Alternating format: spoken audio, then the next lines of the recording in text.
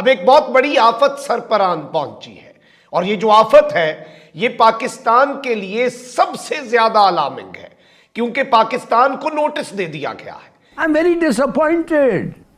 मैं समझता हूं ये बड़ा गलत। आपका और मेरा पानी बंद करने के लिए और बाज़ाब्ता तौर पर पूरे पंजाब को सुखा के रख देने के लिए ये एक नोटिस है। माय गॉड, मईशत की गाड़ी हिचकोले खा रही है और अवाम की सांस उखड़ रही है। रुपया वेंटिलेटर पर है और डॉलर बेलगाम हो चुका है। आपका हमसाया मुल्क जो है वो आपके साथ जो करने लगा है और जिस तरह के मामलात करने लगा है ये बहुत ज्यादा अलार्मिंग टांग पे टांग रही थी। पाकिस्तान को आइंदा 90 दिनों के अंदर बैनुल हुकूमती मुज़ाकरात में शामिल होने का मौका फराहम करने के साथ ही मुआहिदे की खिलाफ वर्जी को दुरुस्त किया जा सके। डेवलप करेज, अपना खून को ट्रांसफ्यूजन करें ना, ट्रांसफ्यूज माने नया खून लाएं। अब क्या कह सकते हैं आप, नया खून लाएं। बांग्लादेश अलग हुआ था और बांग्लादेश हमें मिल गया, तो वाकई सीरियस कह रहा हूँ। अभी यूएई से मांगने जाते हैं, अभी जापान से मांगने गए, फिर चाइना ने देखो वो मूंगफली दी है, वो मूंगफली है इतने से पैसे। हम मुज़ाकरात करेंगे। भारत के अरसे से सुना भी है कि अगली जंगें पानियों पर होंगी, पानी अगली जंग की असल वजह होगी। और इस वक्त पाकिस्तान के अंदर जो सियासी अदम इस्तेहकाम है, जो पॉलिटिकल इंस्टेबिलिटी है और एक मेस बन चुका है हमारा पूरा मुल्क। ये कैसे हो सकता है कि इस सियासी गंद, इस पॉलिटिकल मेस का फायदा पाकिस्तान के दुश्मन ना उठाएं। अब एक बहुत बड़ी आफत सर पर आन पहुंची है और ये जो आफत है ये पाकिस्तान के लिए सबसे ज्यादा अलार्मिंग है क्योंकि पाकिस्तान को नोटिस दे दिया गया है।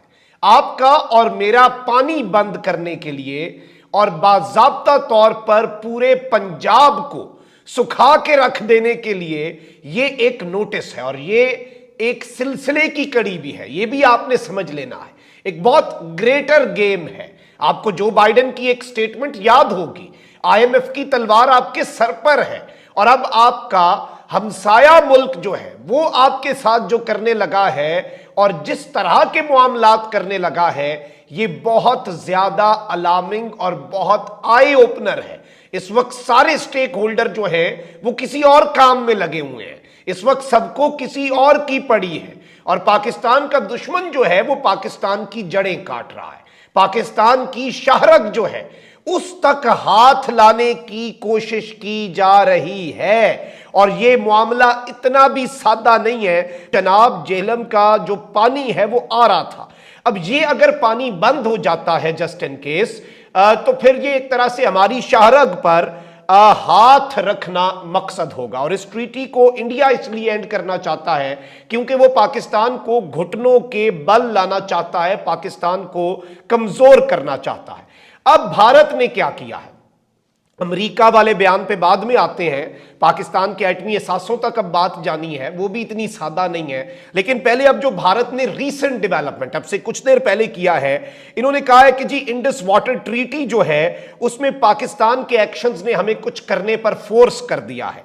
इंडिया जो है उसने एक नोटिस जारी कर दिया है और भारत के जराए इब्लाग और न्यूज एजेंसियां जो है उन्होंने मोदी हुकूमत के करीबी जराए के हवाले से यह खबर शाया कर दी है कि भारत ने आबी तनाज़े से मुतल्लिक सिंध तास मुआहिदे जो कि 1960 में हुआ था उसमें तरामीम के लिए, यानी अब उसमें अमेंडमेंट्स की जाएं, उसके लिए पाकिस्तान को नोटिस भेज दिया है। इत्तलात के मुताबिक ये नोटिस सिंध आबी मुआहिदे के कमिश्नर्स के जरिए पाकिस्तान को 25 जनवरी के रोज पहुंचा दिया गया।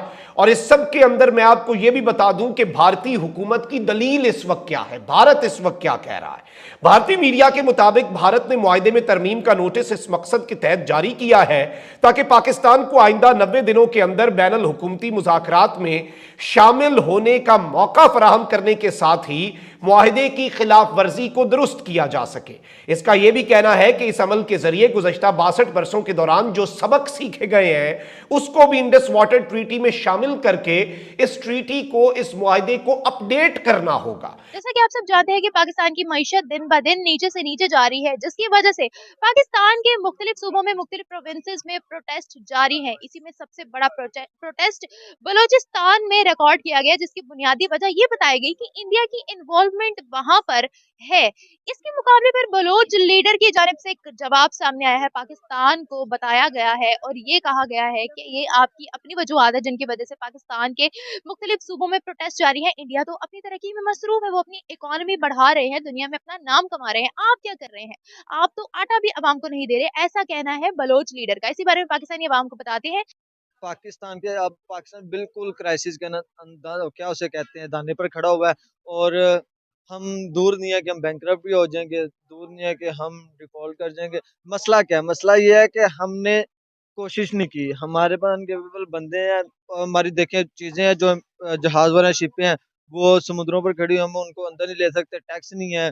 और पीछे लाइट का क्राइसिस भी आया था सारी रात का। तो क्या ये छोटी छोटी चीज़ें क्या शो करती हैं कि हम कैपेबल नहीं रहे, हमारा जो है ना वो एक निज़ाम नहीं बन पा रहा। इंडिया क्यों तरक्की कर गया? देखिए इंडिया भी हमारे तरह हमारे जैसा ही था, उसके हालात हमारे जैसे थे, लेकिन उन्होंने एक कसम खाई कि हमने कर्जा नहीं लेना, कर्जा देना है। तो आज वो कितनी कितनी बड़ी इकोनॉमी है, कितनी कितनी बड़ी इकोनॉमी को कर्जा देता है।